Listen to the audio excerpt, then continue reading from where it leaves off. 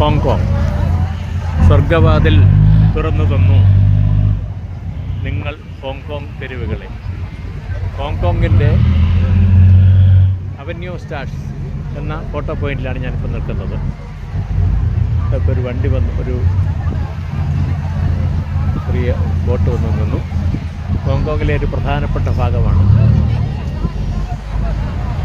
തൊട്ട് പുറകിൽ ബ്രൂസ്ലിയുടെ പ്രതിമ കാണാം. ബ്രൂസ്ലിയുടെ പ്രതിമ. നഗര കാഴ്ചകളാണ്. നഗരത്തിലെ അമ്പരചുംബികളായ കെട്ടിടങ്ങൾ അങ്ങനെ കാണാം.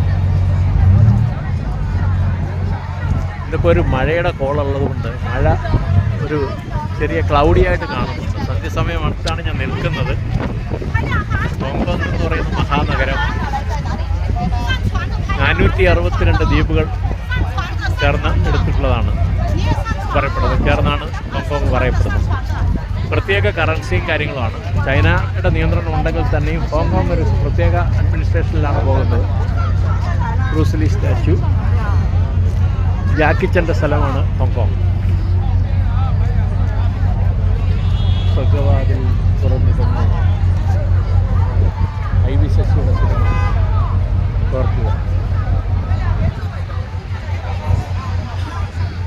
ഹോങ്കോങ് നഗരമാണ്. സന്ധ്യാസമയത്തെ തിരക്കാണ്. ഇതോടെയൊക്കെ ഈ ബോട്ടുകൾ വരുന്നുണ്ട്. ലൈറ്റുകളെല്ലാം ആയിട്ടില്ല, ലൈറ്റൊക്കെ ഇട്ട് വരുന്നതേ ഉള്ളൂ.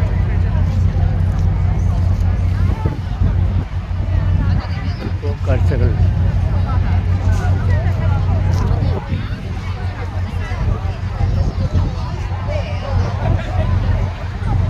ഗ്രൂപ്പായിട്ട് വന്നവരുടെ തിരക്കാണ്.